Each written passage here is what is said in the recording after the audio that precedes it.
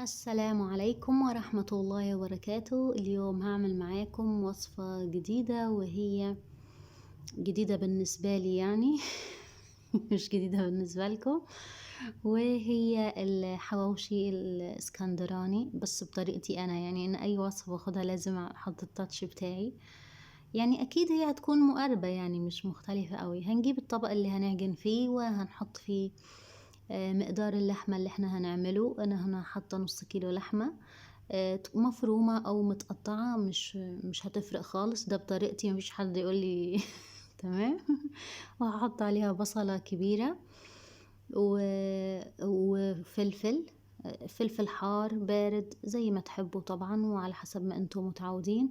وشوية من الخضرة البقدونس يعني.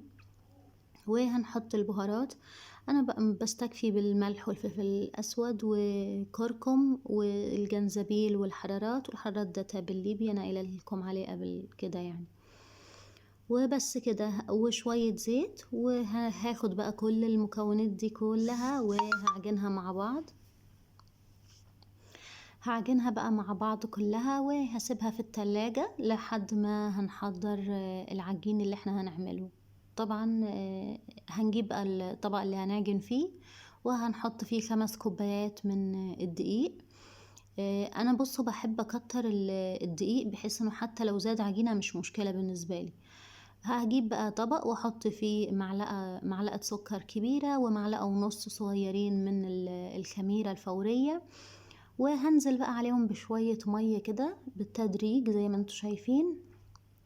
ايه الغرض بس من الفكرة دي، ان انا عايزة بس اخلي الخميرة والسكر يدوبوا، مش اكتر يعني من كده. مش عايزاهم، مش مستنياهم يتفاعلوا ولا اي حاجة، لاني انا اصلا ضامنة جودة الخميرة، يعني الا انا عارفاها كويسة. هسيبهم بقى على جنب، وهنبدأ نجيب الدقيق ونحط عليه معلقة صغيرة من الملح. هقلبه فيها عادي خالص. وبعد كده هنزل بقى عليهم بباقي بالخليط بقى بتاع الخميرة والسكر اللي احنا عملناهم دول، وشوية المية. طبعا شوية المية مش دول اللي احنا هنعجن بيهم بس، لا هنزود طبعا عجينة اكتر.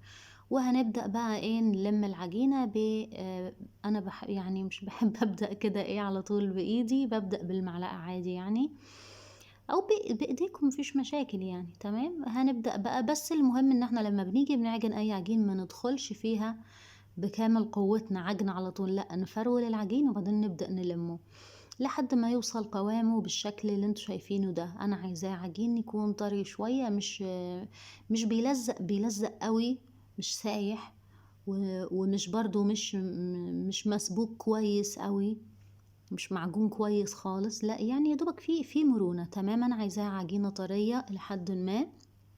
تمام، هسيبها بقى، هلمها كده يعني شوية، وهغطيها واسيبها ايه تخمر. طبعا في الشتاء الجو بيكون بتطول شوية، في الصيف ما بتاخدش ثواني. واصلا مقدار الخميرة احنا بنقلله. تمام، انا هي هنا كده خمرت على فكرة، خلاص خمرت قوي بس الكاميرا مش موضحة ده، فانا هاخدها واعملها ايه كور كده على يعني على قد ما العجينة اللي عملتها يعني. وهنحط طبعا كمية دقيق من تحت وكمية من فوق برضو، عشان ايه العجينة طرية، احنا مش عايزينها تلزق.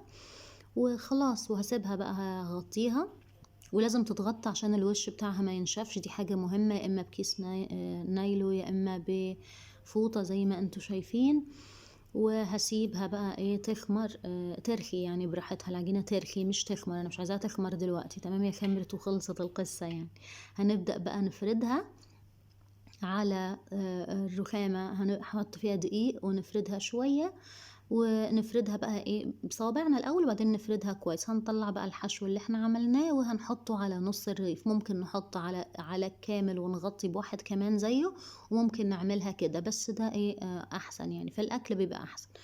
وهنقفل بقى ايه من الجوانب زي ما انتوا شايفين، هنقفلها على بعض زي الايه القطايف، زي القطايف. وهنقفل بقى كل الجناب دي، ودي لازم نقفلها عشان ساعة ما بتدخل الفرن لو ما اتقفلتش كويس هنلاقيها فتحت.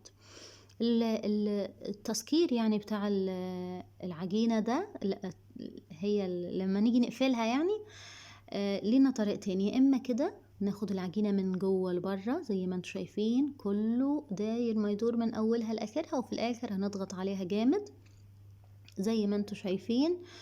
يا اما هنعمل لها ايه، وطبعا الطريقة دي كويسة يعني، ده اسلم حاجة يعني، خلاص استحالة هتفك. يا اما هنجيب بقى بالشوكة ونمشي ايه عليها كلها بقى، برضو نفس القصة من البداية للنهاية، ونضغط جامد عشان ما تطلعش من بعض. بس هي مادام العجينة طرية أول ما بتلزق مع بعض انسي، استحالة يعني تفك. هنجيب صاج الفرن وهندهنه بالزيت، وهنحط فيه الحواوشي ده اللي احنا عملناه، وهنخليه بقى يرخي شوية. وفي الفترة دي احنا بقى بنكون مسخنين الفرن على أعلى درجة، الرف اللي في النص من فوق ومن تحت. تمام. ده اللي انا بشاور لكم عليه، ده اللي هو اللي بالشوكة، والباقي ده اللي انا ايه لفيته عادي. قبل ما هندخله الفرن هنمسح عليه بالفرشة بالمية، ودي ما ننساهاش. تمام. انا مش عارفة ليه ما صورتهاش. وخلاص هندخله الفرن. في البداية هنوطي الفرن شوية عشان يلحق يستوي. تمام. هنخليه مثلا على 200، وبعد كده عادي لو رفعناه مفيش مشاكل، عايزين نخلي على 200 مفيش مشاكل لحد ما يطلع لنا بالشكل ده. وخلاص بقى هو بيطلع من بره ومن جوه كريسبي كده، من بره ومن فوق ومن تحت قصدي كريسبي، ومن جوه بيبقى طري. تمام. في قرمشة لطيفة كده، في طعم لذيذ بصراحة. خلاص أهم حاجة السوا. هيدخل فرن سخن الأول وبعدها هنوطي، وطبعا هيطلع زي ما انتوا شايفين متحمر من فوق ومن تحت ورهيب، والريحة رهيبة وطعمه رهيبين خطير قوي. وخلاص، وتابعوا بقى التعليمات زي ما انا قلت بالظبط، للي يعني ما جربش الوصفة بطريقتي انا على الاقل يعني. تمام. اكيد يعني الكل بيعملها، بس طبعا انا يعني بيختلف بين اللي هو بالعيش عن ده الطف انا حاساه بكتير يعني بالنسبة لي.